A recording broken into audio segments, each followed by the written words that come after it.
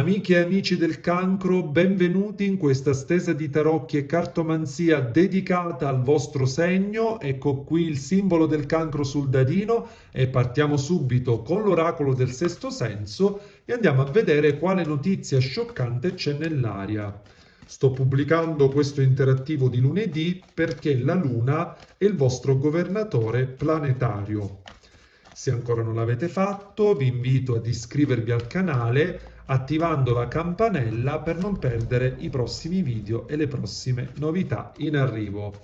Allora, mescoliamo, al taglio c'è la carta della notizia, appunto, quindi questa è una carta chiarissima perché parla di novità, di un qualcosa che appunto arriva, ok? Può trattarsi di un messaggio, di un invito e qui abbiamo la carta della bugia, però è un messaggio particolare che nasconde qualcosa, ok? Qui probabilmente qualcuno applica delle strategie, si sta nascondendo, non sta dicendo la verità, ci sono delle bugie, delle notizie poco chiare, ok? Però andiamo a vedere.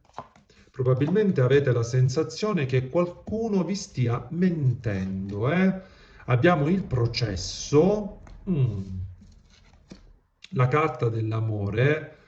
Allora, diciamo che per alcuni queste due carte rappresentano proprio il divorzio o la separazione, ok?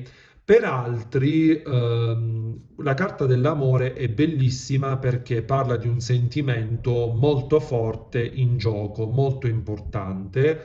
E qui c'è la carta del processo, quindi un amore tormentato, un amore che è processato in qualche modo anche dalla razionalità e dal fatto che ci si vuole proteggere per qualche motivo. Ok, però andiamo avanti, eh? Abbiamo il matrimonio, ecco, processo e matrimonio e amore. Quindi la carta del matrimonio ribadisce il concetto della separazione o del divorzio. Quindi magari qualcuno proviene da un'esperienza di questo tipo o ha intenzione di, ma potrebbe trattarsi anche per altri di un rapporto extra dove qui bisogna prendere appunto una decisione per amore. In ogni caso, le carte proprio ci raccontano di un sentimento molto forte, di un desiderio molto importante e qui la carta del matrimonio è chiara, qui si vuole ufficializzare. Se avete appunto in mente una persona che vi piace, di vostro interesse, beh, desiderate appunto stringere di più con questa persona, nonostante probabilmente ci sono ancora dei rallentamenti. Andiamo a vedere con i tarocchi, col mazzo completo dei 78 arcani.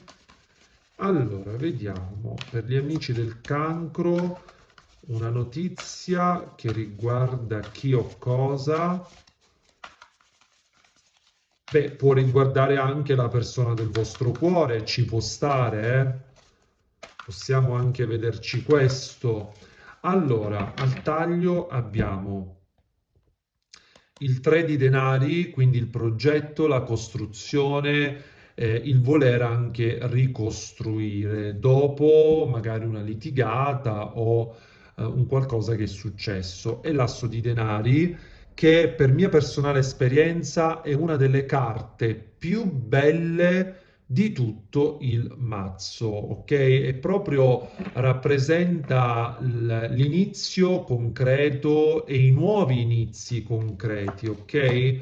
Ma anche un invito concreto o un progetto anche lavorativo, perché no, una collaborazione. Allora, qui c'è l'otto di denari, torna il lavoro, torna diciamo anche il concetto proprio dell'impegno, ok? Qui abbiamo la papessa, arcano maggiore numero 2.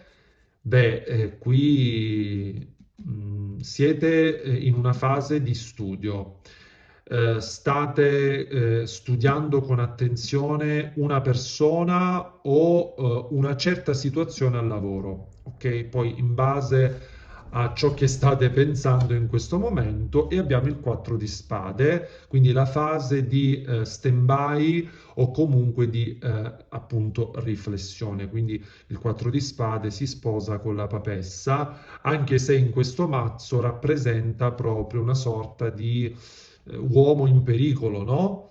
Ecco, diciamo che si avverte, no? Da da queste immagini, si avverte come se sentite che qualcuno vi stia mentendo o comunque è come se state sul chi va là, no? Il pericolo, tra virgolette, inteso come stare allerta, no? Oddio, e se mi tradisce, e se magari va con un'altra persona, ecco, ci sono delle incertezze, dei dubbi, delle perplessità che tenete per voi, perché la papessa ci parla anche di riservatezza, di segreto. Questa carta al centro, insieme al 4 di spade, insieme formano proprio, mi arriva il concetto del silenzio. È come se alcuni di voi stiano proprio vivendo una fase dove non vi sentite probabilmente con qualcuno o c'è distanza, pochi messaggi oppure proprio assenza di comunicazione. Mi arriva questa cosa in maniera molto forte. Vediamo con l'oracolo emozionale, anche se i sentimenti sono veramente, veramente forti, ok? Allora, quale notizia c'è nell'aria per gli amici del cancro? Quale notizia c'è nell'aria?